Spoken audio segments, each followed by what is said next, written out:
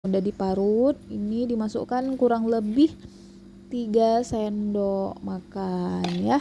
Setelah itu ini diaduk-aduk juga supaya dia merata ya. Aduk-aduk. Setelah itu baru dimasukkan bumbu yang dihaluskan ya. Nah, diaduk-aduk ya kan, supaya bumbu-bumbunya ini merata. Lalu dimasak dengan api yang kecil ya, supaya dia meresap ya. Ini diaduk lagi.